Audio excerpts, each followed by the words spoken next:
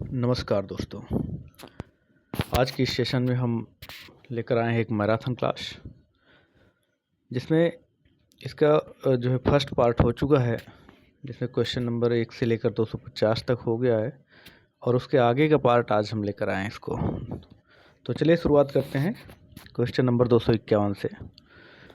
Question number 251 है कि संविधान के किस अनुच्छेद के अंतर्गत उच्चतम न्यायालय को रिट जारी करने की शक्ति प्राप्त है। ये बताना है आपको किस अनुच्छेद के अंतर्गत उच्चतम न्यायालय को रिट जारी करने की शक्ति प्राप्त है। यह है आपका किसके अंतर्गत प्राप्त है, अनुच्छेद 32 के तहत। अनुच्छेद 32 के तहत संविधान को रिट जारी संविधान के अनुच्छेद 32 के तहत जो है उच्चतम न्यायालय को रिट जारी करने की शक्ति प्राप्त है। चलिए आगे देखते हैं। और इस पर डॉक्टर B.R. अम्बेडकर ने इस जो है अनुच्छेद 32 को संविधान की आत्मा और हृदय कहा था। यह मौलिक अधिकारों की रक्षा का प्रमुख साधन भी है। चलिए आगे देखते हैं। क्वेश्चन नंबर 52 252 है, निम्नलिखित में से कौन सा कर प्रत्यक्ष कर है। डायरेक्ट टैक्स ये बताना है आपको। डायरेक्ट टैक्स कौन सा है, GST है, सीमा शुल्क है, आयकर है, उत्पाद शुल्क है।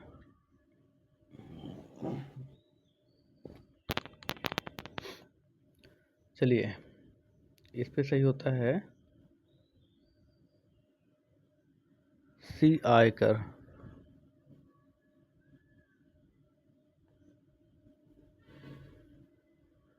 इस पे जो ऑप्शन सही होता है वो है ऑप्शन सी, आयकर। आगे देखते हैं कि आयकर जो है प्रत्यक्ष कर है और ये सीधे करदाता द्वारा सरकार को दिया जाता है। जो प्रत्यक्ष कर होते हैं वो सीधे करदाता द्वारा सरकार को दिए जाते हैं, जिसमें कि आयकर इसका एक प्रमुख उदाहरण है। चलिए आगे देखते हैं। दीन-ए इलाही की स्थापना किस वर्ष की गई थी। दीन-ए इलाही की स्थापना किस वर्ष की गई थी। दीन-ए इलाही क्या था, अकबर द्वारा शुरू किया गया एक नया धर्म था। तो इसकी जो स्थापना है वो की गई थी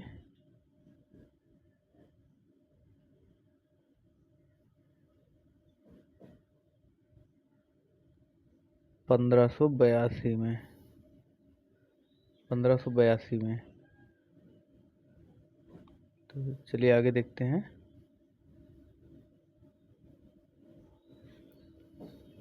अकबर ने धार्मिक समन्वय के उद्देश्य से दीन-ए इलाही की शुरुआत की थी। आगे देखते हैं। पृथ्वी की आयु का अनुमान लगभग कितना है। 3.5 अरब वर्ष, 4.6 अरब वर्ष, 5.8 अरब वर्ष या 6.4 अरब वर्ष।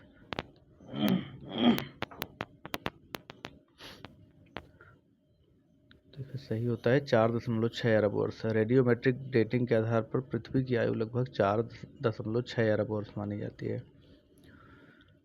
संविधान की 8वीं अनुसूची में वर्तमान में कितनी भाषाएं हैं। चलिए बताइए। 18, 20, 22 और 24। संविधान की 8वीं अनुसूची में जो भाषाएं हैं, तो कितनी भाषाएं शामिल है उसमें। कितनी भाषाएं शामिल हैं इसमें। 22 भाषाएं। प्रारंभ में इसमें 14 भाषाएं थी, बाद में संशोधनों द्वारा संख्या बढ़ाई गई है। चलिए आगे देखते हैं। रैयतवाड़ी व्यवस्था का संबंध किससे है। स्थायी बंदोबस्त, कृषक और सरकार के प्रत्यक्ष संबंध, जमींदारी व्यवस्था या व्यापारिक कर।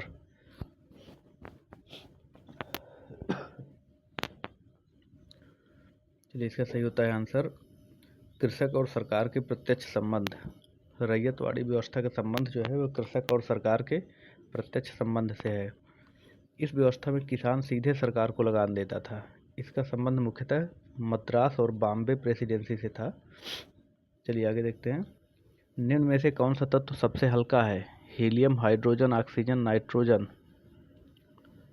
चलिए इसको तेजी से इसे देखते रहें, हम आंसर बोलते जा रहे हैं। इस समय अब नहीं है आपके पास ज़्यादा, और इसको किसी भी सूरत में आप आज देख कर ही जाइए। पेपर देने, क्योंकि इससे काफ़ी कुछ क्वेश्चन मिलेंगे। क्वेश्चन का जो लेवल है वो बहुत बेहतरीन लेवल है इसका, तो इसलिए इसको देख के जाइए। और क्वेश्चन आज के पेपर में आपको मिलेंगे भी। नहीं देखने का अगर समय है तो आप लीड लगा लीजिए कान पे और सुनते रहिए, केवल 1.5 गुना या 2 गुना स्पीड पे लगा दीजिए, केवल सुनते रहिए आप जल्दी जल्दी। चलिए बताइए, निम्न में से कौन सा तत्व सबसे हल्का है? Helium, hydrogen, oxygen, nitrogen. इसका सही होता है हाइड्रोजन। हाइड्रोजन जो है सबसे हल्का तत्व है, गैस है, ये सबसे हल्की होती है। हाइड्रोजन आवर्त सारणी का प्रथम एवं सबसे हल्का तत्व है। चलिए आगे देखते हैं। संसद के दोनों सदनों की संयुक्त बैठक की अध्यक्षता कौन करता है? राष्ट्रपति, उपराष्ट्रपति, लोकसभा अध्यक्ष और प्रधानमंत्री। अच्छा, इस पर संयुक्त बैठक बुलाता कौन है, ये समझ लीजिए पहले कि दोनों सदनों की संयुक्त बैठक जो है बुलाता है राष्ट्रपति, लेकिन अध्यक्षता कौन करता है? तो अध्यक्षता केवल करता है तो लोकसभा का अध्यक्ष करता है। और संयुक्त बैठक का जो प्रावधान है वो अनुच्छेद 108 में है। संयुक्त बैठक का प्रावधान अनुच्छेद 108 में है। चलिए आगे देखते हैं। मोनालिसा चित्रकला के रचनाकार कौन है? Michael Angelo, Picasso, Leonardo da Vinci या राफेल। मोनालिसा चित्रकला के रचनाकार कौन है, या मोनालिसा चित्र के रचनाकार कौन है? चलिए इसे बताइए कौन है। मोनालिसा के हैं लियोनार्डो दा विंची। मोनालिसा विश्व की सबसे प्रसिद्ध चित्रकलाओं में से एक है। और लियोनार्डो दा विंची जो है बहुमुखी प्रतिभा के धनी थे। चलिए आगे बताइए। भारत का सबसे बड़ा मीठे पानी का झील कौन सा है? भारत की सबसे बड़ी मीठे पानी की झील कौन सी है? वुलर झील, चिल्का झील, सांभर झील, लोकटक झील।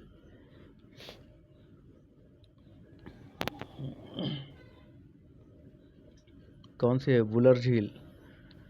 वुलर झील है, और वुलर झील जो है जम्मू कश्मीर में स्थित है और भारत की सबसे बड़ी मीठे पानी की झील मानी जाती है।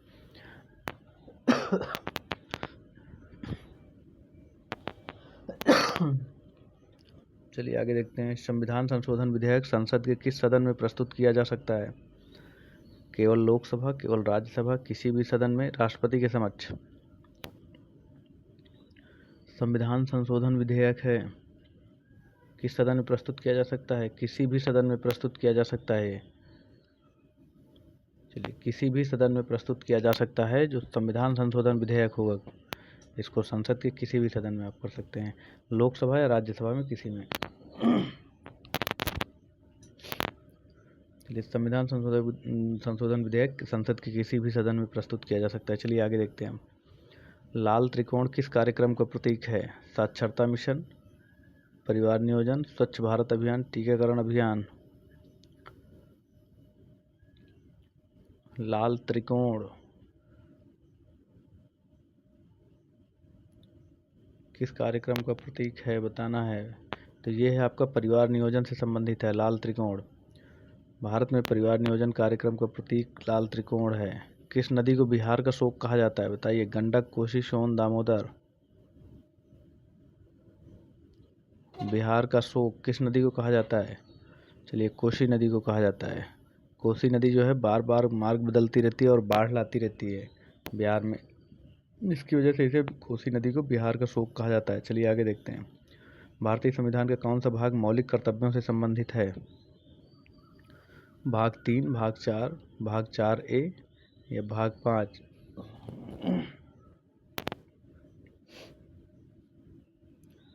चलिए, इस पर सही होता है आपका भाग 4A। 42वें संविधान संशोधन द्वारा भाग 4A जोड़ा गया था, जिसके अंतर्गत मौलिक कर्तव्यों का उल्लेख है। चलिए आगे देखते हैं। यंग बंगाल आंदोलन का नेतृत्व किसने किया? राजा राम मोहन राय ने, हेनरी विवियन डेरोजियो ने, ईश्वर चंद्र विद्यासागर ने, केशव चंद्र सेन ने। यंग बंगाल आंदोलन का नेतृत्व किसने किया है? हेनरी विवियन डेरोजियो ने किया है। यंग बंगाल आंदोलन का नेतृत्व हेनरी विवियन डेरोजियो ने किया है। यह आंदोलन सामाजिक सुधार और आधुनिक विचारों से प्रेरित था। चलिए आगे देखते हैं। मानव शरीर में सबसे बड़ी धमनी कौन सी है? फुफ्फुसीय धमनी, कोरोनरी धमनी, महाधमनी या कैरोटिड धमनी।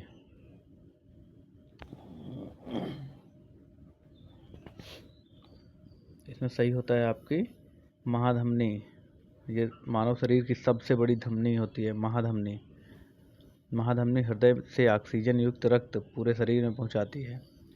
चलिए आगे देखते हैं। राज्य नीति के निदेशक तत्व किस देश के संविधान से लिए गए हैं? America, Canada, Ireland, France.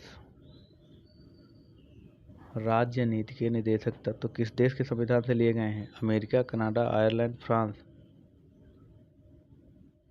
तो नीति निदेशक तत्व ये आयरलैंड से लिए गए हैं। भारतीय संविधान के नीति निदेशक तत्व आयरलैंड से प्रेरित हैं। चलिए आगे देखते हैं। अमरावती स्तूप किस राज्य में स्थित है? तेलंगाना, आंध्र प्रदेश, उड़ीसा, तमिलनाडु।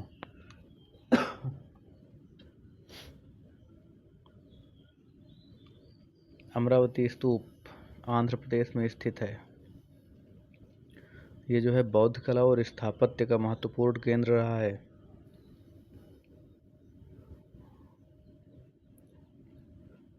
आगे देखते हैं। निम्नलिखित में से कौन सा ग्रीन हाउस गैस नहीं है? कौन सी नहीं है green house gas? CO2, CH4, N2O, helium. तो इसमें कौन सी नहीं? हीलियम जो है, हीलियम एक निष्क्रिय गैस है और ग्रीन हाउस प्रभाव में योगदान नहीं देती है। चलिए आगे देखते हैं। भारत में पंचायती राज प्रणाली की सिफारिश किस समिति ने की थी? अशोक मेहता समिति, बलवंत राय मेहता समिति, हनुमंत राव समिति या सरकारिया आयोग? भारत में पंचायती राज प्रणाली की सिफारिश किस समिति ने की थी? ये किया था आपके बलवंत राय मेहता समिति ने। 1957 की बलवंत राय मेहता समिति को पंचायती राज का आधार माना जाता है। चलिए आगे देखते हैं। इंडिया डिवाइडेड पुस्तक के लेखक कौन हैं? डॉक्टर राजेंद्र प्रसाद, मौलाना आज़ाद, जवाहरलाल नेहरू, सुभाष चंद्र बोस। इंडिया डिवाइडेड पुस्तक, इसके लेखक कौन हैं? तो ये हैं आपके doctor Rajendra Prasad. India divided पुस्तक के लेखक हैं डॉक्टर राजेंद्र प्रसाद। यह पुस्तक भारत विभाजन के विरोध में लिखी गई थी। इंडिया डिवाइडेड जो है, इंडिया डिवाइडेड पुस्तक भारत विभाजन के विरोध में लिखी गई थी और इसके लेखक हैं डॉक्टर राजेंद्र प्रसाद। चलिए आगे देखते हैं। मानव शरीर में RBC का निर्माण मुख्यतः कहाँ होता है? यकृत में, अस्थिमज्जा में, हृदय में, प्लीहा में।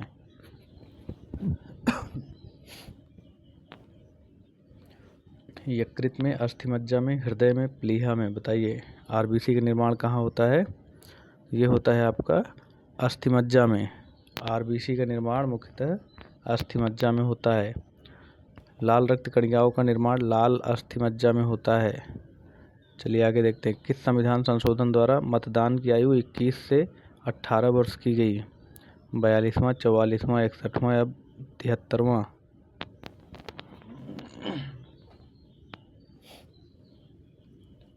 चलिए इसका आंसर सही होता है 61वां। संविधान संशोधन द्वारा मतदान की आयु 21 से 18 वर्ष की गई थी और 61वें संविधान संशोधन अधिनियम जो है ये 1988 द्वारा वो किया गया था, 1988 में लाया गया था। चलिए आगे देखते हैं। सूर्य मंदिर कोणार्क किस राज्य में स्थित है? कोणार्क का सूर्य मंदिर किस राज्य में स्थित है? उड़ीसा, गुजरात, राजस्थान, मध्य प्रदेश। कहाँ पर स्थित है? तो ये है उड़ीसा में। कोणार्क का सूर्य मंदिर जो है 13वीं शताब्दी में निर्मित विश्व प्रसिद्ध धरोहर है। भारत में पहली रेलगाड़ी किन दो स्थानों के बीच चली थी? मुंबई पुणे, मुंबई ठाणे, कोलकाता हावड़ा या चेन्नई अरक्कोनम?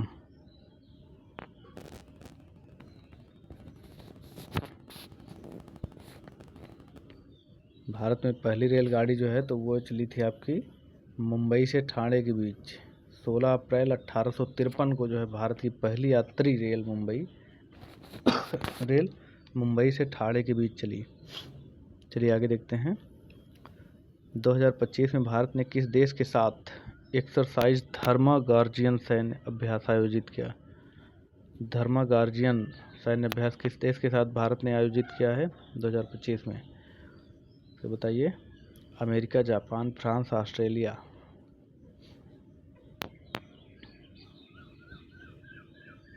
बताना है किसके साथ किया? जापान के साथ।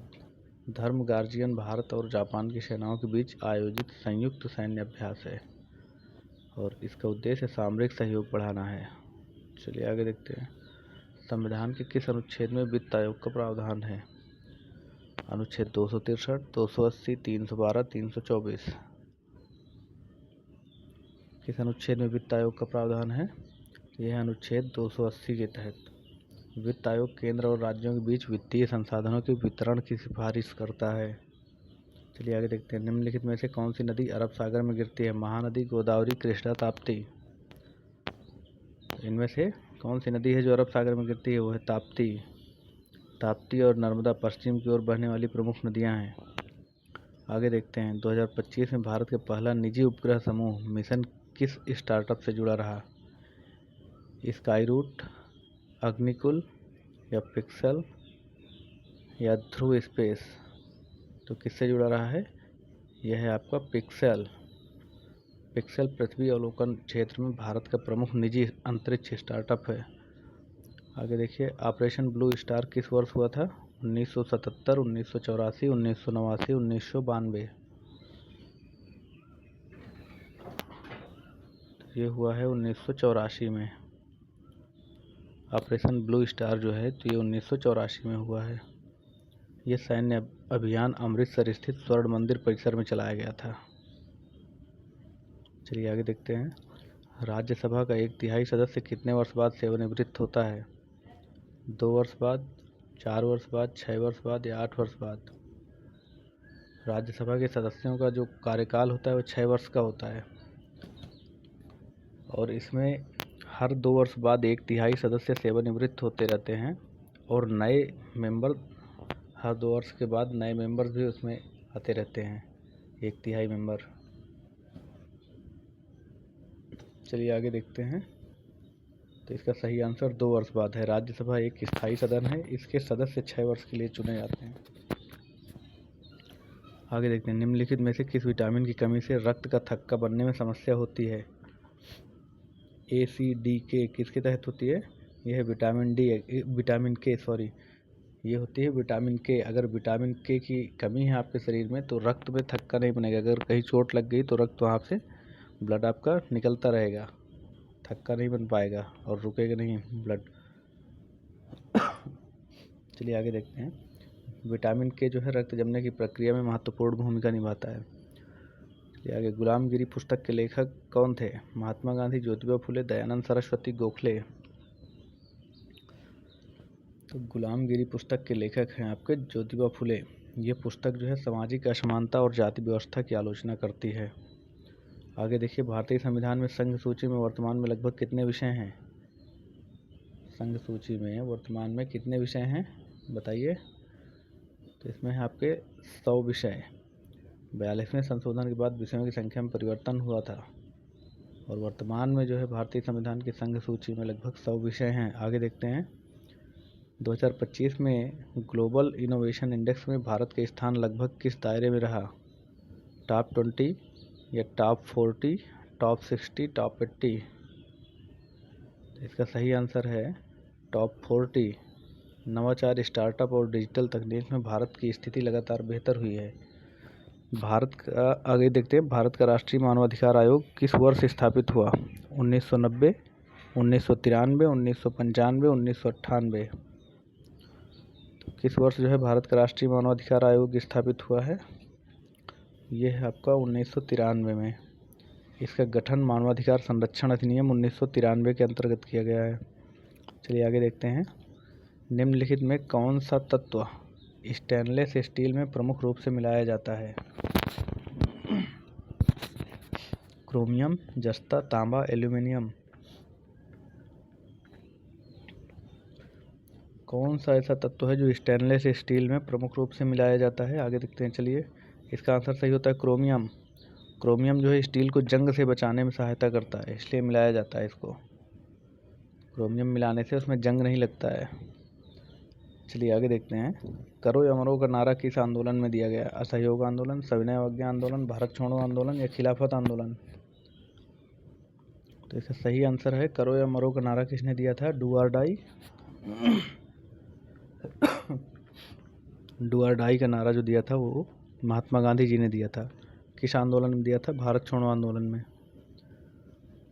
1942 के भारत छोड़ो आंदोलन में महात्मा गांधी ने यह नारा दिया था और भारत छोड़ो आंदोलन जो है इसकी शुरुआत हुई थी 8 अगस्त 1942 को। चलिए आगे देखते हैं। 2025 में ब्रिक्स समूह में नए सदस्य देशों के शामिल होने के बाद इसकी वैश्विक आर्थिक भूमिका और बढ़ी। ब्रिक्स का मुख्यालय कहाँ नहीं है, क्योंकि यह क्या है? संगठन, एक मंच या समूह, एक सैन्य गठबंधन, एक बैंक।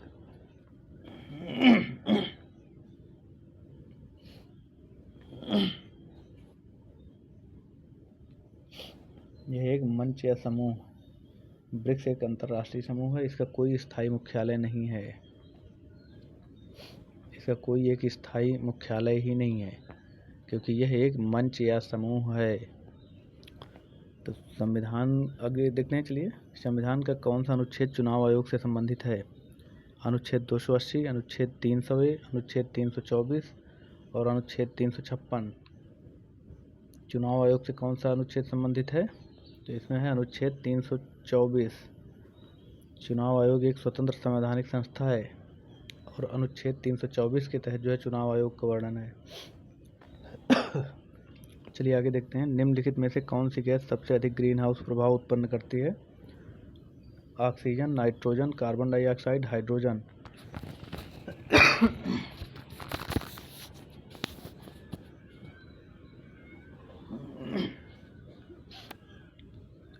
कौन सी गैस सबसे अधिक ग्रीन हाउस प्रभाव उत्पन्न करती है? इसमें आपकी CO2, कार्बन डाइऑक्साइड। वैश्विक ताप वृद्धि में CO2 की महत्वपूर्ण भूमिका होती है। आगे देखते हैं। रामचरितमानस की रचना किस भाषा में हुई? ब्रजभाषा, संस्कृत, अवधी या खड़ी बोली।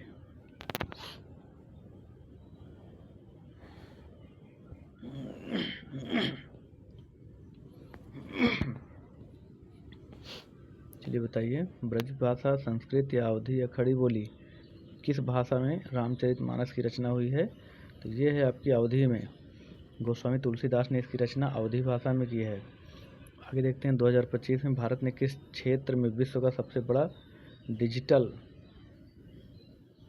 भुगतान नेटवर्क बनाए रखा? RTGS, UPI, स्विफ्ट या वीसा? यह है UPI। UPI भारत की डिजिटल अर्थव्यवस्था का प्रमुख आधार बन चुका है। आगे देखते हैं। भारतीय संसद का संयुक्त अधिवेशन कौन बुलाता है? प्रधानमंत्री, राष्ट्रपति, लोकसभा अध्यक्ष, उपराष्ट्रपति। तो भारतीय संसद का संयुक्त अधिवेशन कौन बुलाता है? ये बुलाता है राष्ट्रपति। बुलाता राष्ट्रपति है और अध्यक्षता कौन करता है? लोकसभा अध्यक्ष करता है। चलिए ठीक है। और इसका जो प्रावधान है वो अनुच्छेद 108 में दिया गया है, संयुक्त अधिवेशन बुलाने का प्रावधान। चलिए आगे देखते हैं। उत्तर प्रदेश में स्थित दुधवा राष्ट्रीय उद्यान किस जनपद में है? ये आपको बहराइच, लखीमपुर खीरी, सीतापुर, श्रावस्ती। जो दुधवा राष्ट्रीय उद्यान है किस जनपद में है? बहराइच, लखीमपुर खीरी, सीतापुर, श्रावस्ती। ये है आपका लखीमपुर खीरी में। दुधवा राष्ट्रीय उद्यान जो है ये लखीमपुर खीरी जिले में है। और तराई क्षेत्र का प्रसिद्ध संरक्षित वन क्षेत्र भी है। चलिए आगे देखते हैं। भारत में पंचवर्षीय योजना की अवधारणा किस देश से प्रभावित थी? अमेरिका, ब्रिटेन, सोवियत संघ, जापान। पंचवर्षीय योजना की अवधारणा जो है किस देश से प्रभावित थी? तो ये थी आपकी सोवियत संघ से। भारत ने नियोजित विकास मॉडल में सोवियत संघ से प्रेरणा ली थी। चलिए आगे देखते हैं। अब स्वर्ण मंदिर का निर्माण किस सिख गुरु से संबंधित है? गुरु नानक देव, गुरु अर्जुन देव, गुरु गोविंद सिंह, गुरु हरगोविंद। स्वर्ण मंदिर का निर्माण किस सिख गुरु से संबंधित है बताइए? तो ये हैं आपके गुरु अर्जुन देव। अमृतसर स्थित जो है हरमंदिर साहब का विकास गुरु अर्जुन देव के समय हुआ। चलिए आगे देखते हैं। 2025 में भारत की सेमीकंडक्टर नीति का मुख्य उद्देश्य क्या था?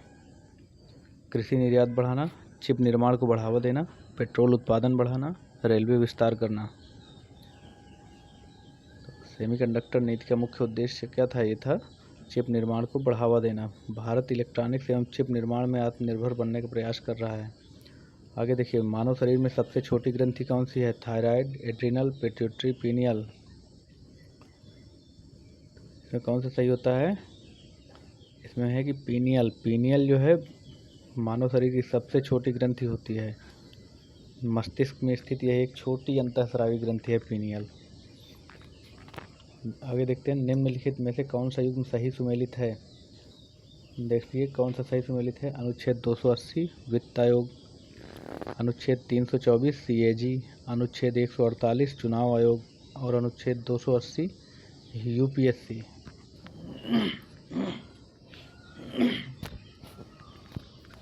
कौन सा युग्म सही सुमेलित है बताना है। तो अनुच्छेद 280 वित्त आयोग जो है तो यही सही सुमेलित है। वित्त आयोग अनुच्छेद 280 में है, जबकि आगे अनुच्छेद 324 में चुनाव आयोग है, सीएजी नहीं है। और अनुच्छेद 148 जो है इसमें सीएजी है, चुनाव आयोग नहीं है। इसमें अनुच्छेद 148 के अंतर्गत जो है सीएजी है, कंट्रोलर ऑडिटर ऑफ जनरल। और अनुच्छेद फिर नीचे डी है अनुच्छेद 280, तो 280 में वित्त आयोग सही है पहला, तो इसमें केवल ए सही है। आगे देखिए, भारतीय संविधान में सहकारी समितियों को संवैधानिक दर्जा किस संशोधन द्वारा दिया गया? 91वां संशोधन, 97वां संशोधन, 101वां संशोधन या 103वां संशोधन? 50 क्वेश्चन यहाँ पर पूर्ण हो गए हैं, तो आगे शुरू हो गए हैं क्वेश्चन। और इसको सुन लीजिए ज़रूर, आपसे एग्ज़ाम देने से पहले इसको ज़रूर सुन लीजिए। पहले तो देख लीजिए, नहीं देख पा रहे हैं तो इसको लीड लगाकर सुन लीजिए। इससे कुछ क्वेश्चन तो मिलना ही है, निश्चित है आपको। क्वेश्चन जो है लेवल इनका बड़ा अच्छा है, मॉडरेट टू टफ है, और इससे बाहर नहीं जाएंगे क्वेश्चन, ये मान लीजिए निश्चित है कुछ ना कुछ क्वेश्चन इससे मिलेंगे। चलिए, इसमें कौन सा सही है कि भारतीय संविधान में सहकारी समितियों को संवैधानिक दर्जा किस संशोधन द्वारा दिया गया है? तो ये दिया गया है आपका 97वां संशोधन। 97वां संशोधन 2011 में हुआ था और इसके द्वारा सहकारी समितियों को संवैधानिक मान्यता दी गई है। आगे देखते हैं, तहकीक हिंद के लेखक कौन थे? इब्न बतूता, अल-बरूनी, अबुल फजल, फरिश्ता।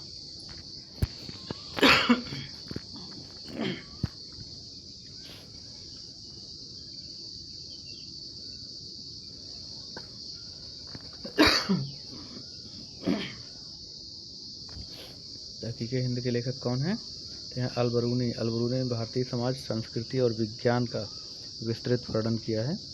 चलिए आगे देखते हैं, भारत में ब्लू रेवोल्यूशन का संबंध किससे है?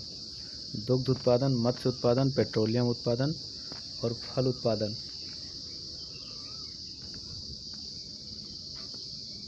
ब्लू रेवोल्यूशन अर्थात नीली क्रांति किससे संबंधित है? ये संबंधित है मत्स्य उत्पादन से। इसका उद्देश्य मछली उत्पादन और मत्स्य पालन को बढ़ावा देना है। चलिए आगे चलते हैं। 2025 में भारत द्वारा सफलतापूर्वक परीक्षण की गई MIRV तकनीक किससे संबंधित है? नौसेना से, मिसाइल प्रणाली से, रडार से, उपग्रह से। चलिए, इसमें सही होता है आपका ऑप्शन बी, मिसाइल प्रणाली। MIRV तकनीक जो है ये मिसाइल प्रणाली से संबंधित है।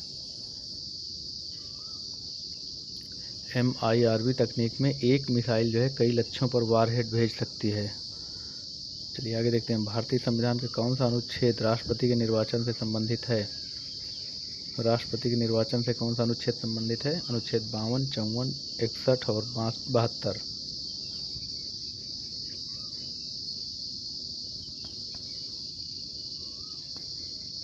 इसमें सही होता है अनुच्छेद 54। अनुच्छेद 54 जो है ये राष्ट्रपति के निर्वाचन से संबंधित है। और राष्ट्रपति के चुनाव जो है एक निर्वाचक मंडल द्वारा किया जाता है। बताइए, किस नदी को दक्षिण गंगा कहा जाता है? कृष्णा, कावेरी, गोदावरी, तुंगभद्रा।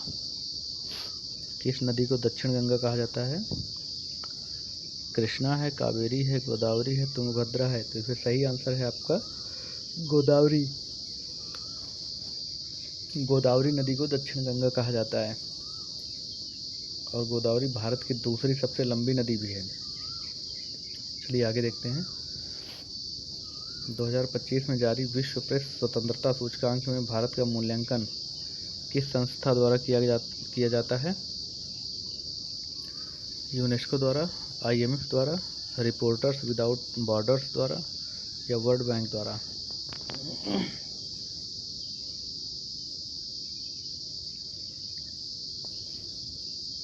तो इस पे जो सही होता है वो है रिपोर्टर्स विदाउट बॉर्डर्स द्वारा।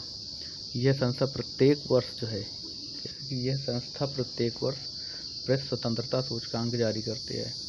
चलिए आगे देखते हैं। पृथ्वीराज विजय ग्रंथ किस भाषा में लिखा गया? प्राकृत भाषा, संस्कृत भाषा, पाली भाषा, अपभ्रंश भाषा। बताइए। तो पृथ्वीराज विजय जो है किस भाषा में लिखा गया है? यह लिखा गया है आपका संस्कृत भाषा में। यह पृथ्वीराज चौहान के जीवन पर आधारित महत्वपूर्ण ग्रंथ है। चलिए आगे देखते हैं। राज्यसभा के लिए न्यूनतम आयु कितनी है? 25 वर्ष, 30 वर्ष, 35 वर्ष या 40 वर्ष।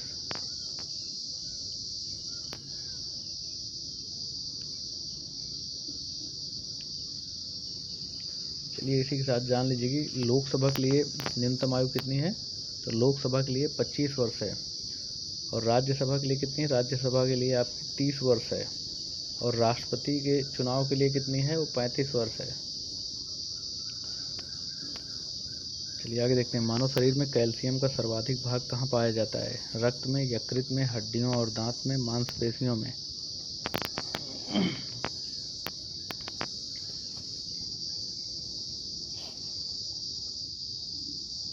कैल्शियम का सर्वाधिक भाग कहाँ पाया जाता है? ये पाया जाता है आपके हड्डियों और दांत में। शरीर का लगभग 99% कैल्शियम हड्डियों और दांतों में होता है।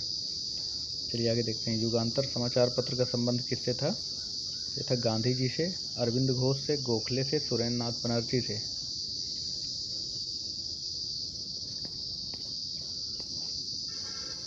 युगांतर समाचार पत्र का संबंध जो है वो था आपके अरविंद घोष से। युगांतर जो क्रांतिकारी राष्ट्रवाद का प्रमुख पत्र था और ये अरविंद घोष से संबंधित था। 2025 में भारत का पहला AI आधारित कृषि मिशन किस मंत्रालय से जुड़ा था? बताइए। कृषि मंत्रालय, विज्ञान एवं प्रौद्योगिकी मंत्रालय, इलेक्ट्रॉनिक्स मंत्रालय या नीति आयोग। इसका सही आंसर है कृषि मंत्रालय। AI आधारित कृषि समाधान उत्पादकता बढ़ाने हेतु विकसित किए जा रहे हैं।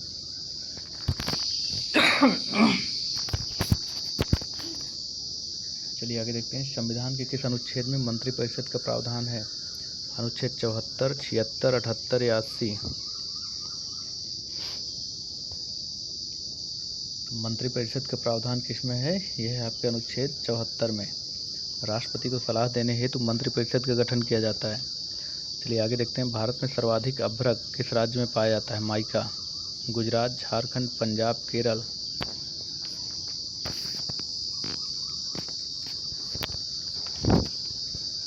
सर्वाधिक माइका किस राज्य में पाया जाता है? ये पाया जाता है आपके जो है झारखंड में। झारखंड लंबे समय से अभ्रक उत्पादन के लिए प्रसिद्ध रहा है। चलिए आगे देखते हैं। 2025 में ग्लोबल हंगर इंडेक्स किस संस्था द्वारा जारी किया गया? कंसर्न वर्ल्ड वाइड एवं वेल्थ हंगर लाइफ या FAO द्वारा या IMF द्वारा या यूनिसेफ द्वारा।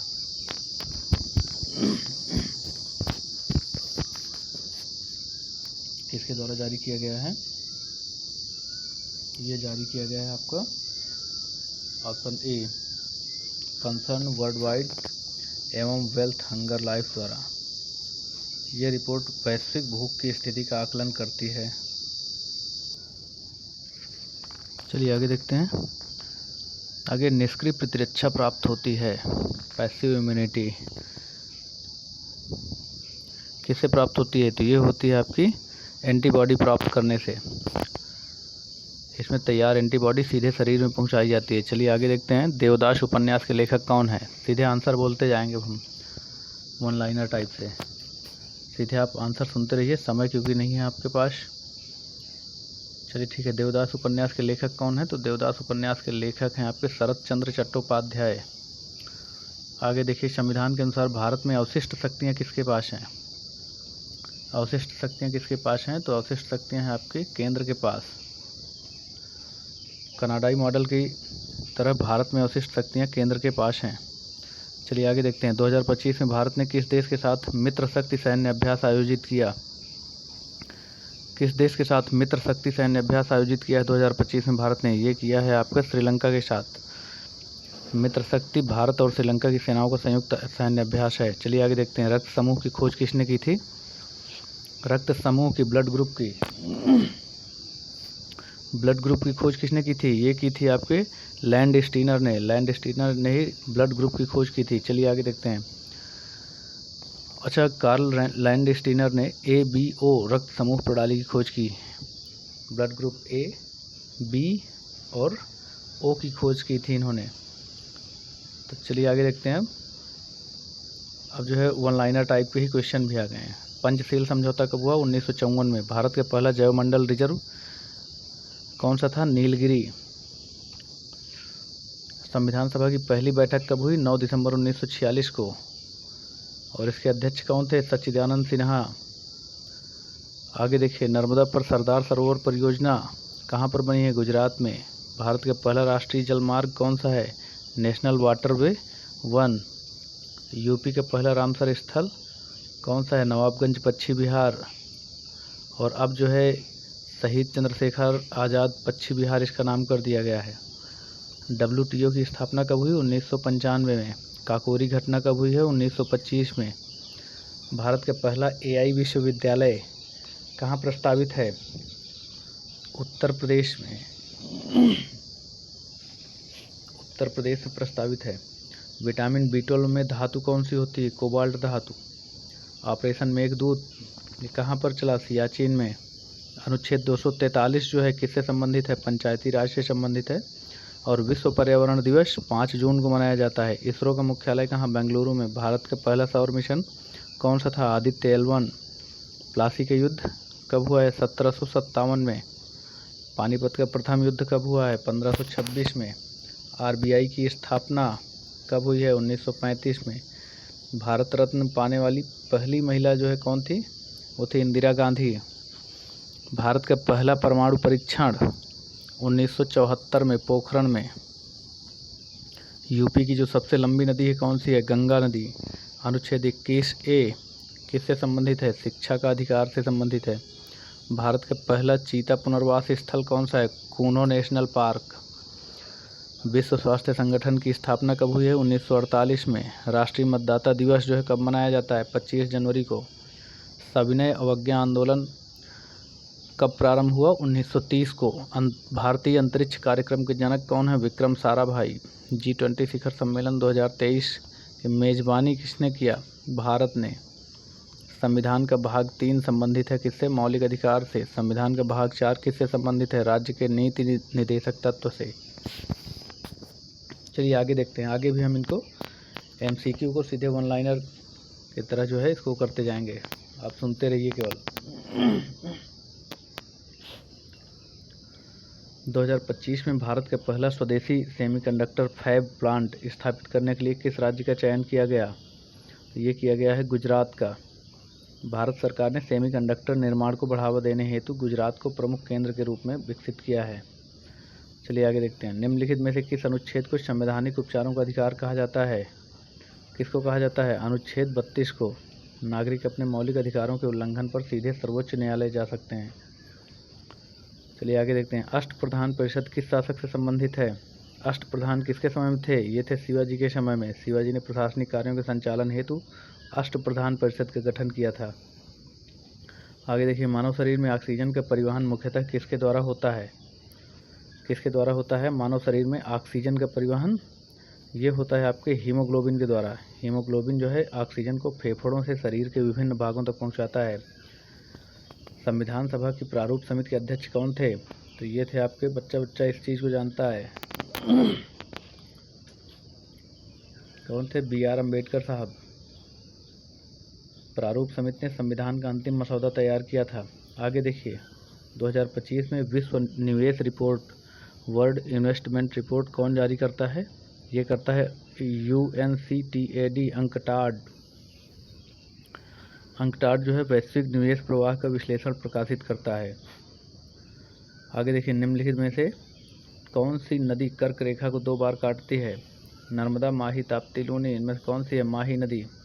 माही नदी कर्क रेखा को 2 बार काटती है। ये कहाँ पर है? गुजरात के पास। माही नदी भारत की एकमात्र प्रमुख नदी है जो कर्क रेखा को 2 बार पार करती है। आगे देखिए, गीत रहस्य पुस्तक के लेखक कौन है? ये गीत रहस्य नहीं है, गीता रहस्य है। गीता रहस्य पुस्तक के लेखक कौन है? तो ये हैं बाल गंगाधर तिलक। यह पुस्तक भगवत गीता की व्याख्या पर आधारित है। आगे देखिए, भारत के महान्यायवादी का उल्लेख किस अनुच्छेद में है? अटॉर्नी जनरल का उल्लेख किस अनुच्छेद में है? तो यह अनुच्छेद 76 में। और कैग का उल्लेख कहाँ पर है? 148 में, अनुच्छेद 148। और अटॉर्नी जनरल महान्यायवादी यानी भारत का, इसका जो है उल्लेख अनुच्छेद 76 में है। महान्यायवादी जो होता है वो भारत सरकार का सर्वोच्च विधि अधिकारी होता है। विटामिन ई का रासायनिक नाम क्या है? विटामिन ई का रासायनिक नाम क्या है? यह है आपका टोकोफेरॉल। याद रखिए, लगभग सारे विटामिन जितने भी हैं उनके सबके रासायनिक नाम याद कर लीजिए।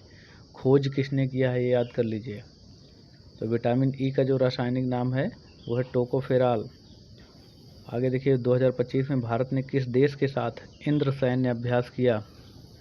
ये किया है रूस के साथ। 2025 में भारत ने रूस के साथ इंद्र सैन्य अभ्यास किया है। इंद्र भारत और रूस का संयुक्त सैन्य अभ्यास है। हाँ, ये इम्पोर्टेंट हैं। जो सैन्य अभ्यास हुए हैं ये भी इम्पोर्टेंट हैं। संविधान की किस अनुसूची में मान्यता प्राप्त भाषाएं दी गई हैं? किस में दी गई हैं? ये दी गई हैं 8वीं अनुसूची में। और जिसमें कितनी भाषाएं शामिल हैं? 22 भाषाएं शामिल हैं। तबकाते नासिरी के लेखक कौन थे? तबकाते नासिरी के लेखक कौन हैं? तो ये हैं आपके मिनहाज उस सिराज। तबकाते नासिरी किसने लिखी है? मिनहाज उस सिराज ने। ये दिल्ली सल्तनत के इतिहास का महत्वपूर्ण स्रोत है, तबकाते नासिरी, और लिखा है मिनहाज उस सिराज ने। आगे देखिए, रक्त का पीएच मान लगभग कितना होता है? रक्त का पीएच मान पूछ रहा है तो ये होता है 7.4। मानव रक्त हल्का क्षारीय होता है। आगे देखिए, भारत के प्रथम उपराष्ट्रपति कौन थे? प्रथम उपराष्ट्रपति थे डॉक्टर सर्वपल्ली राधाकृष्णन। वे बाद में भारत के राष्ट्रपति भी बने थे, डॉक्टर सर्वपल्ली राधाकृष्णन। आगे देखिए, 2025 में भारत की सबसे बड़ी नवीकरणीय ऊर्जा परियोजना किस राज्य में तेज़ी से विकसित हुई? किस में हुई है? गुजरात में। गुजरात जो है सौर एवं पवन ऊर्जा क्षमता में अग्रणी राज्यों में शामिल है। चलिए आगे देखते हैं। जजिया कर को किस मुगल शासक ने समाप्त किया था? किसने किया था? इसको किया था अकबर ने। अकबर ने धार्मिक सहिष्णुता की नीति अपनाई थी। आगे देखिए, अनुच्छेद 40 किससे संबंधित है? तो ये अनुच्छेद 40 जो है ये संबंधित है, ग्राम पंचायत से संबंधित है। राज्य को ग्राम पंचायतों के संगठन हेतु निर्देश इसमें दिया गया है। आगे देखिए, निम्नलिखित में सबसे कठोर पदार्थ कौन सा है? तो ये है आपका हीरा। हीरा जो है सबसे कठोर पदार्थ है इनमें। ग्रेफाइट, हीरा, क्वार्ट्ज, अभ्रक, इनमें से सबसे जो कठोर पदार्थ है वो है हीरा। आगे देखिए, हीरा जो है कार्बन का क्रिस्टलीय रूप है और सबसे कठोर प्राकृतिक पदार्थ माना जाता है। चलिए आगे देखते हैं। 2025 में भारत के डिजिटल पब्लिक इंफ्रास्ट्रक्चर मॉडल की वैश्विक चर्चा मुख्यतः किस कारण हुई है?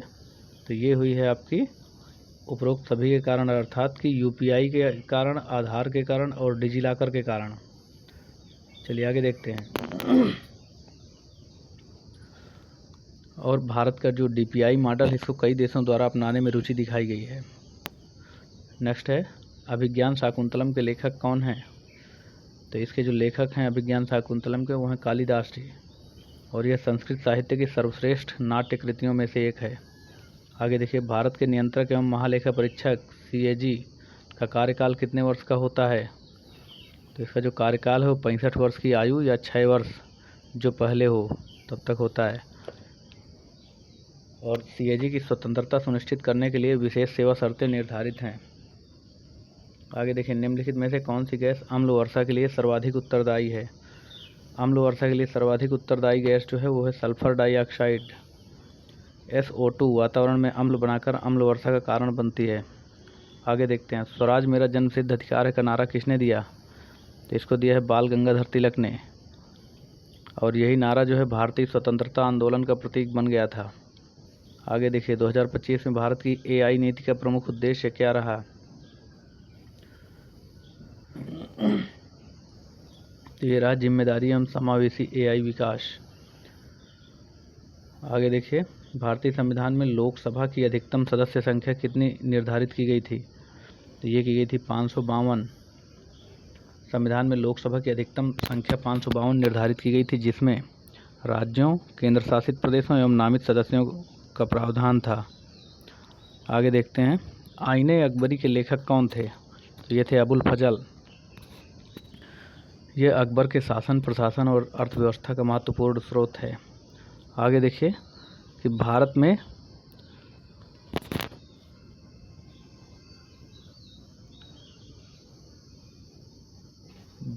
2025 में भारत का विदेशी मुद्रा भंडार मुख्यतः किस संस्था द्वारा प्रबंधित किया जाता है? तो ये किया जाता है आरबीआई द्वारा। विदेशी मुद्रा भंडार का प्रबंधन भारतीय रिजर्व बैंक करता है। आगे देखिए कि रक्त में ऑक्सीजन ले जाने वाला प्रोटीन कौन सा है? तो ये है हीमोग्लोबिन। हीमोग्लोबिन लाल रक्त कणिकाओं में पाया जाता है और ऑक्सीजन परिवहन करता है। आगे देखिए, संविधान के किस अनुच्छेद में यूपीएससी का प्रावधान है?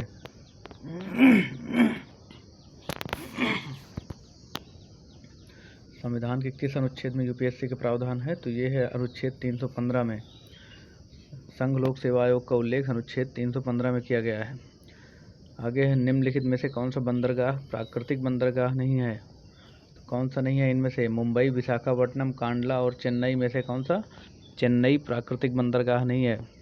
इसके अलावा मुंबई, विशाखापट्टनम और कांडला ये प्राकृतिक बंदरगाह हैं। चेन्नई जो है एक कृत्रिम बंदरगाह है।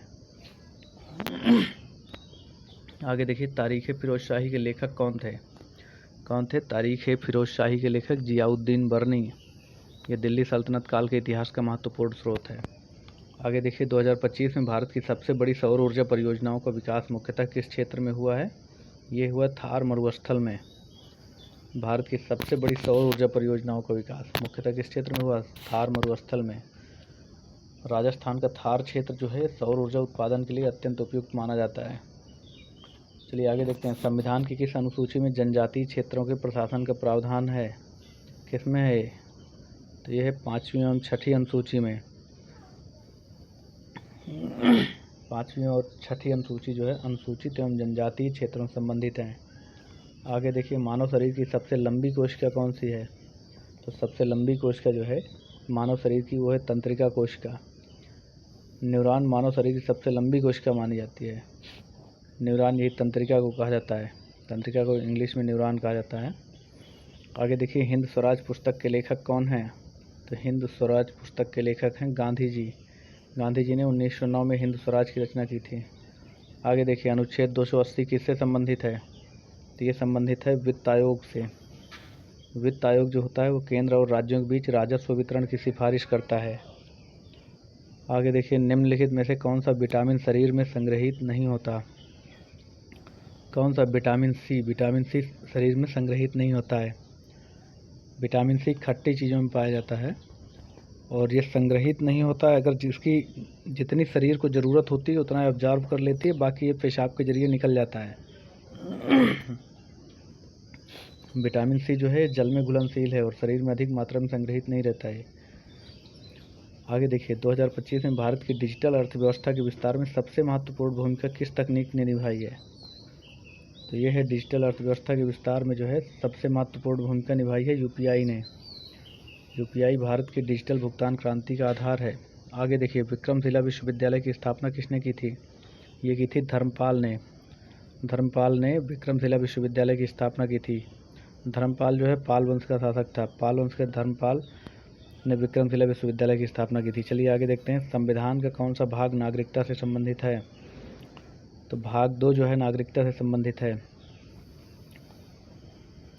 आगे देखिए, निम्नलिखित में से कौन सा तत्व सबसे अधिक विद्युत चालक है? तो चांदी जो है सबसे अधिक विद्युत चालक है। विद्युत के सुचालक जो है सबसे ज़्यादा चांदी होती है। चांदी सबसे अच्छी विद्युत चालक धातु मानी जाती है।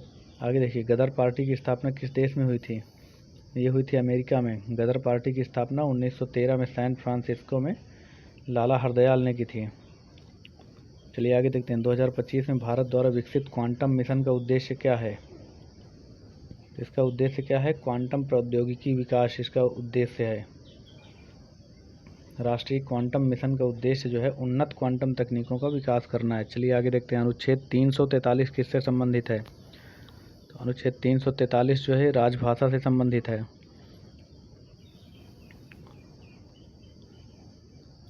और संघ की राजभाषा हिंदी से संबंधित है। अनुच्छेद 343।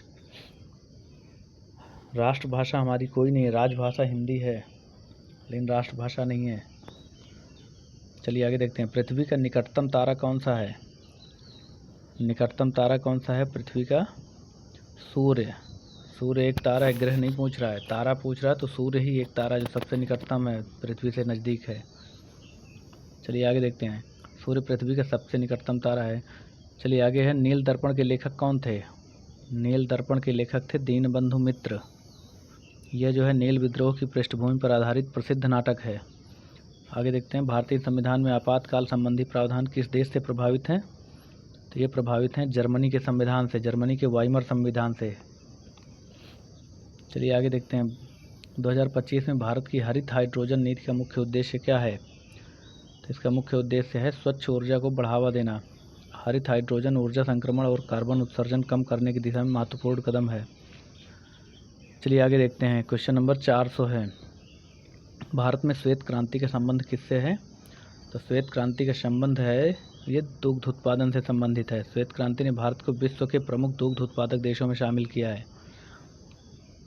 आगे देखिए, भारत के संविधान में मौलिक अधिकार किस देश के संविधान से प्रेरित हैं? तो ये हैं अमेरिकी संविधान से। भारतीय संविधान के मौलिक अधिकारों की प्रेरणा अमेरिकी बिल ऑफ राइट्स से ली गई है। भारत का मैनचेस्टर किस शहर को कहा जाता है? ये कहा जाता है अहमदाबाद को। वस्त्र उद्योग के कारण अहमदाबाद को भारत का मैनचेस्टर कहा जाता है। 2025 में भारत की पहली बुलेट ट्रेन परियोजना किस मार्ग पर विकसित की जा रही है? तो ये विकसित की जा रही है मुंबई और अहमदाबाद, मुंबई अहमदाबाद मार्ग पर भारत की पहली बुलेट ट्रेन परियोजना विकसित की जा रही है। यह भारत की जो है पहली हाई स्पीड रेल परियोजना है। चलिए आगे देखते हैं, विटामिन सी का रासायनिक नाम क्या है? विटामिन सी का रासायनिक नाम है एस्कॉर्बिक अम्ल। और विटामिन सी प्रतिरक्षा प्रणाली को मजबूत बनाने में सहायक है। आनंद मठ पुस्तक के लेखक कौन हैं? इसके लेखक हैं बंकिम चंद्र चट्टोपाध्याय। और इसी उपन्यास से वंदे मातरम गीत लिया गया है। आगे देखिए, अनुच्छेद 368 किससे संबंधित है? ये संबंधित है संविधान संशोधन से। संविधान संशोधन की प्रक्रिया अनुच्छेद 368 में दी गई है। आगे देखिए, 2025 में भारत की सबसे बड़ी तेल रिफाइनरी किस राज्य में स्थित रही है? तो ये रही गुजरात में। जामनगर रिफाइनरी विश्व की सबसे बड़ी रिफाइनिंग परिसरों में से एक है। आगे देखिए, निम्नलिखित में से कौन सा हार्मोन रक्त में शर्करा की मात्रा को कम करता है? तो ये कौन सा हार्मोन है जो कि रक्त में शर्करा की मात्रा को कम करता है? ये है इंसुलिन। इंसुलिन रक्त में ग्लूकोज स्तर को नियंत्रित करता है। इंडिका नामक पुस्तक किसने लिखी है? ये लिखा है मेगास्थनीज ने। इंडिका नामक पुस्तक के लेखक हैं मेगास्थनीज। और मेगास्थनीज चंद्रगुप्त मौर्य के दरबार में यूनानी राजदूत था। आगे देखिए, भारतीय संविधान का कौन सा भाग संघ और राज्यों के संबंधों से संबंधित है? तो भाग 11। भाग 11 जो है, तो ये भारतीय संविधान में संघ और राज्यों के संबंधों से संबंधित है। भाग 11 में विधायी और प्रशासनिक संबंधों का वर्णन है। आगे देखिए, 2025 में भारत के डिजिटल भुगतान में सर्वाधिक हिस्सेदारी किस प्लेटफार्म की रही? तो ये रही यूपीआई की। यूपीआई भारत का सबसे लोकप्रिय डिजिटल भुगतान प्लेटफार्म बन चुका है। मानव शरीर में सबसे बड़ी ग्रंथि कौन सी है? कौन सी है? ये है मानव शरीर में सबसे बड़ी ग्रंथि जो है यह है यकृत। अष्टाध्यायी के रचयिता कौन हैं? इसके रचयिता हैं पाणिनि। अष्टाध्यायी संस्कृत व्याकरण का महत्वपूर्ण ग्रंथ है। भारत के नियंत्रक एवं महालेखा परीक्षक का उल्लेख किस अनुच्छेद में है? नियंत्रक एवं महालेखा परीक्षक सीएजी का उल्लेख किस में है? अनुच्छेद 148 में। सीएजी सार्वजनिक धन के उपयोग की लेखा परीक्षा करता है। आगे देखिए, भारत का सबसे बड़ा कोयला क्षेत्र कौन सा है? तो यह है सिंगरौली। सिंगरौली क्षेत्र ऊर्जा उत्पादन के लिए अत्यंत महत्वपूर्ण है। सिंगरौली क्षेत्र कोयला उत्पादन के लिए अत्यंत महत्वपूर्ण है। चलिए आगे देखते हैं अब, 2025 में भारत की हरित ऊर्जा क्षमता बढ़ाने के लिए किस स्रोत पर विशेष बल दिया गया? तो ये दिया गया है सौर ऊर्जा पर। भारत नवीकरणीय ऊर्जा क्षमता में तेज़ी से वृद्धि कर रहा है। आगे देखिए, 10 कुमार चरित्र के लेखक कौन थे? तो ये थे दंडी। यह संस्कृत गद्य साहित्य की प्रसिद्ध रचना है। संविधान में राज्यसभा के सदस्यों का निर्वाचन किस पद्धति से होता है? ये होता है आनुपातिक प्रतिनिधित्व पद्धति से। एकल संक्रमणीय मत प्रणाली द्वारा चुनाव होता है इनका। आगे देखिए, रक्त का थक्का जमाने में कौन सा तत्व सहायक है? यह कैल्शियम। कैल्शियम रक्त जमने की प्रक्रिया में महत्वपूर्ण भूमिका निभाता है। आगे देखिए, 2025 में भारत की जीडीपी वृद्धि दर विश्व की प्रमुख अर्थव्यवस्थाओं में किस स्थिति में रही? तो शीर्ष तेजी से बढ़ती अर्थव्यवस्थाओं में। भारत जो है प्रमुख अर्थव्यवस्थाओं में सबसे तेज वृद्धि दर वाले देशों में रहा। आगे देखिए, पृथ्वीराज रासो के लेखक कौन माने जाते हैं? इसके लेखक चंद्र बरदाई माने जाते हैं। और ये पृथ्वीराज रासो जो है पृथ्वीराज चौहान के जीवन पर आधारित महाकाव्य है। चलिए आगे देखते हैं, भारतीय संविधान की प्रस्तावना में समाजवादी शब्द किस संशोधन द्वारा जोड़ा गया? ये जोड़ा गया है 42वां संविधान संशोधन द्वारा। 1976 में 42वां संविधान संशोधन किया गया था। चलिए आगे देखते हैं, भारत में सर्वाधिक बॉक्साइट किस राज्य में पाया जाता है? तो सर्वाधिक बॉक्साइट जो है भारत में ओडिशा में पाया जाता है। ओडिशा जो है बॉक्साइट भंडार में अग्रणी राज्य है। आगे देखिए, 2025 में भारत की अंतरिक्ष नीति का प्रमुख उद्देश्य क्या रहा? 2025 में भारत की अंतरिक्ष नीति का प्रमुख उद्देश्य क्या रहा है? तो ये रहा है निजी क्षेत्र की भागीदारी बढ़ाना। आगे देखिए, चरक संहिता का संबंध किस क्षेत्र से है? तो चरक संहिता का संबंध जो है चिकित्सा के क्षेत्र से है। ये आयुर्वेद का एक महत्वपूर्ण ग्रंथ है। चलिए आगे देखते हैं,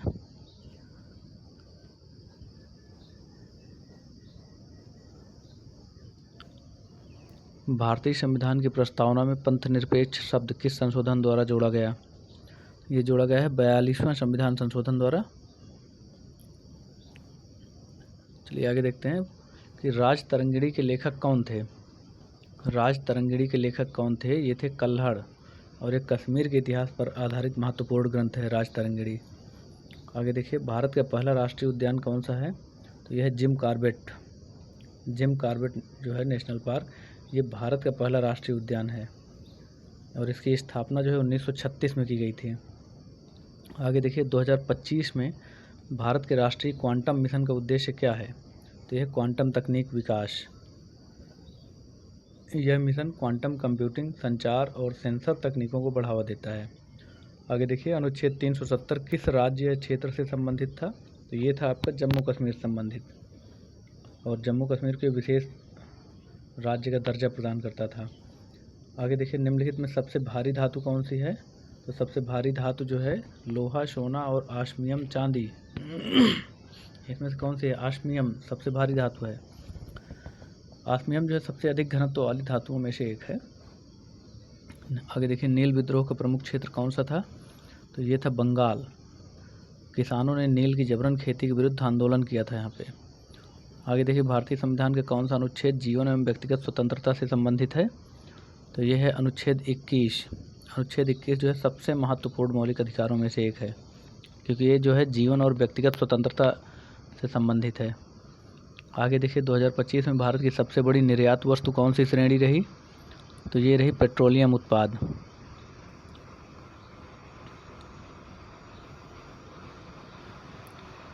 तो आगे देखिए, हर्षचरित के लेखक कौन थे? हर्षचरित के लेखक कौन थे?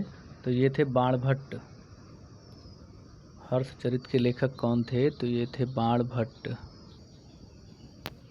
हर्षचरित के लेखक कौन थे? ये थे बाणभट्ट। और ये जो है सम्राट हर्षवर्धन के जीवन पर आधारित रचना है हर्षचरित। चलिए आगे देखते हैं, रक्त में शर्करा की मात्रा मापने वाला हार्मोन कौन सा है? तो ये कौन सा हार्मोन है? ये दो हैं, इंसुलिन और ग्लूकागॉन। ये दोनों हार्मोन जो है रक्त में शर्करा की मात्रा मापते हैं। इंसुलिन और ग्लूकागॉन दोनों रक्त शर्करा को नियंत्रित करते हैं। चलिए आगे देखते हैं, भारत में निर्वाचन आयोग कितने सदस्यीय हो सकता है? तो ये हो सकता है कि राष्ट्रपति द्वारा इसे निर्धारित किया जाता है कि कितने सदस्यीय होगा। संविधान संख्या निर्धारित नहीं करता है, राष्ट्रपति तय करते हैं इसकी संख्या। आगे देखिए, मेघदूत के रचयिता कौन है? तो कालिदास। मेघदूत जो है संस्कृत साहित्य की प्रसिद्ध काव्य रचना है। आगे देखिए, भारत में सबसे लंबा राष्ट्रीय राजमार्ग कौन सा है? तो ये है NH-44। ये जो है श्रीनगर से कन्याकुमारी तक जाता है। आगे देखते हैं, 2025 में भारत की हरित हाइड्रोजन नीति मुख्यतः किस मंत्रालय से संबंधित है? तो यह है नवीन एवं नवीकरणीय ऊर्जा मंत्रालय से संबंधित। हरित ऊर्जा को बढ़ावा देने हेतु यह नीति लागू की गई थी। चलिए आगे देखते हैं, संविधान सभा के स्थायी अध्यक्ष कौन थे? तो ये थे डॉक्टर राजेंद्र प्रसाद। आगे देखिए, गुलिस्तान और बोस्तान के लेखक कौन थे? ये थे सादी। सादी ने जो है गुलिस्तान और बोस्तान की रचना की थी। सादी जो है फारसी साहित्य के महान कवि थे। मानव शरीर की सबसे बड़ी अस्थि कौन सी है? तो ये है आपकी फीमर। फीमर जो है जांघ की हड्डी है और शरीर की सबसे लंबी और मजबूत हड्डी है। आगे देखिए, भारत में ऑपरेशन फ्लड का संबंध किससे है? तो ये है आपका श्वेत क्रांति से। ऑपरेशन फ्लड ने दुग्ध उत्पादन में क्रांति ला दी। और अनुच्छेद 356 किससे संबंधित है? तो ये संबंधित है राष्ट्रपति शासन से। राज्य में संवैधानिक तंत्र विफल होने पर लागू किया जाता है इसे। आगे देखिए, 2025 में भारत के G20 नेतृत्व की प्रमुख उपलब्धि क्या मानी गई? तो ये मानी गई अफ्रीकी संघ को G20 सदस्यता। अफ्रीकी संघ को G20 में शामिल जो किया गया है ये जो है, तो 2025 में भारत की G20 की एक प्रमुख उपलब्धि मानी जाती है, जो नेतृत्व किया था भारत ने। अफ्रीकी संघ का G20 में शामिल होना महत्वपूर्ण उपलब्धि है माना गया है। आगे देखिए, कादम्बरी के लेखक कौन थे? कादम्बरी के लेखक बाणभट्ट थे और यह संस्कृत गद्य साहित्य की प्रसिद्ध रचना है। भारत का सबसे बड़ा मैंग्रोव वन क्षेत्र कहाँ स्थित है? तो ये स्थित है सुंदरबन में। सुंदरबन जो है विश्व का सबसे बड़ा मैंग्रोव वन क्षेत्र है। आगे देखिए, संविधान के किस भाग में मौलिक कर्तव्य दिए गए हैं? तो ये दिए गए हैं भाग 4A में। 42वें संशोधन द्वारा मौलिक कर्तव्य जोड़े गए थे। आगे देखिए, पद्मावत के रचयिता कौन थे? तो पद्मावत के रचयिता मलिक मोहम्मद जायसी थे और पद्मावत जो है अवधी भाषा का प्रसिद्ध महाकाव्य है। आगे देखिए, भारत का पहला जैवमंडल आरक्षित क्षेत्र कौन सा है? तो ये है आपका नीलगिरी। अनुच्छेद 280 किससे संबंधित है? तो ये संबंधित है वित्त आयोग से। गीत गोविंद के लेखक कौन है? गीत गोविंद के लेखक जयदेव हैं।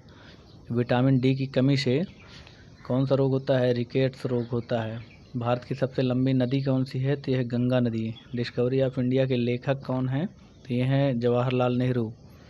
राज्यसभा का सभापति राज्यसभा का सभापति कौन होता है?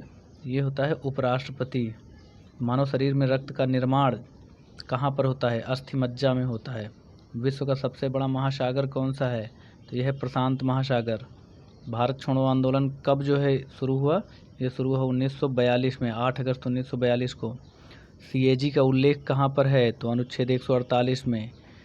और UPSC का उल्लेख कहाँ पर है? अनुच्छेद 315 में। भारतीय संविधान कब लागू हुआ? 26 जनवरी 1950 को। विश्व पर्यावरण दिवस कब मनाया जाता है? 5 जून को। पंचायती राज जो है ये किस संशोधन के तहत इसको लागू किया गया? यह है 73वां संशोधन। नगर निकाय जो है ये किसके तहत आते हैं? कौन से संशोधन से इसको लागू किया गया है? 74वां संशोधन। श्वेत क्रांति किससे संबंधित है? दुग्ध उत्पादन से। हरित क्रांति किससे संबंधित है? खाद्यान्न उत्पादन से। भारत का राष्ट्रीय जलीय जीव कौन सा है? गंगा डॉल्फिन। आगे देखिए, राष्ट्रीय फल कौन सा है? आम। और राष्ट्रीय वृक्ष कौन सा है? बरगद। राष्ट्रीय धरोहर पशु कौन सा है? राष्ट्रीय धरोहर पशु कौन सा है? यह है हाथी। पहला भारतीय उपग्रह कौन सा है? आर्यभट्ट। और चंद्रयान फर्स्ट जो है ये कब छोड़ा गया? ये 2008 में। और मंगलयान को 2013 में छोड़ा गया। संविधान दिवस कब मनाया जाता है? 26 नवंबर को। अंतर्राष्ट्रीय योग दिवस कब मनाया जाता है? 21 जून को। राष्ट्रीय मतदाता दिवस कब मनाया जाता है? 25 जनवरी को। ये बहुत इंपॉर्टेंट फैक्ट हैं, इनको आप याद कर लीजिए, दिमाग में बैठा लीजिए, एग्जाम में काम आएंगे आपके। RBI की गवर्नर की नियुक्ति कौन करता है? केंद्र सरकार। नीति आयोग की स्थापना कब हुई है? 2015 में। दांडी मार्च कब शुरू हुआ? 1930 में। प्लासी युद्ध कब हुआ? 1757 में। बक्सर का युद्ध 1764। और भारतीय राष्ट्रीय कांग्रेस की स्थापना 1885 में। होम रूल आंदोलन की शुरुआत कब हुई? 1916 में। साइमन कमीशन कब भारत आया? 1928 में। पूना पैक्ट कब हुआ? 1932। कैबिनेट मिशन कब आया भारत? 1946। संविधान सभा का गठन कब हुआ? 1946। पहला आम चुनाव कब हुए? ये हुए थे 1951-52 में। सबसे बड़ा राज्य जो है क्षेत्रफल में कौन सा है? राजस्थान। सबसे बड़ा राज्य जनसंख्या के मामले में? उत्तर प्रदेश। सबसे छोटा राज्य कौन सा है? गोवा। सबसे लंबा बांध कौन सा है? हीराकुंड। सबसे ऊंचा जलप्रपात कौन सा है? कुंचिकल जलप्रपात। सबसे ऊंची चोटी कौन सी है जो भारत के दावे वाले क्षेत्र हैं उनमें से? उनमें है केटू। भारत का पहला राष्ट्रीय उद्यान कौन सा है? Jim Corbett national park. पहला भारतीय नोबेल विजेता कौन सा है? कौन है नोबेल पुरस्कार विजेता? तो ये हैं रविंद्रनाथ टैगोर जी। संविधान निर्माता किसे कहा जाता है? बी आर अम्बेडकर को। और अब आज का लास्ट क्वेश्चन है आपका कि भारतीय संविधान का हृदय और आत्मा किस अनुच्छेद को कहा गया? तो ये कहा गया है अनुच्छेद 32 को। डॉक्टर अम्बेडकर ने अनुच्छेद 32 को संविधान की आत्मा और हृदय कहा था। और ये कुछ इम्पॉर्टेंट वन लाइनर फैक्ट थे, इनको बहुत इम्पॉर्टेंट हैं, याद करना इनको बहुत ज़रूरी है आपके लिए, एग्ज़ाम के लिए। तो चलिए, अगर आपको आज का ये वीडियो पसंद आया हो तो लाइक, शेयर और सब्सक्राइब ज़रूर करिएगा। और ऐसे ही वीडियोज़ या कंपटीशन की तैयारी के लिए आप लोग आगे इस चैनल को वॉच करते रहिए। और हम इम्पॉर्टेंट चीज़ें जो भी होंगी आपके एग्ज़ाम के लिए, उनको हम कहीं से भी होगा उनको निकाल के लाते रहेंगे और आपके बीच में उनको पेश करते रहेंगे, जिससे कि आपको किसी भी प्रकार के कंपटीशन एग्ज़ाम की तैयारी में, कॉम्पिटिटिव एग्ज़ाम के लिए बहुत हेल्पफुल होंगे, बहुत हेल्प मिलेगी। चलिए ठीक है, धन्यवाद। जय हिंद।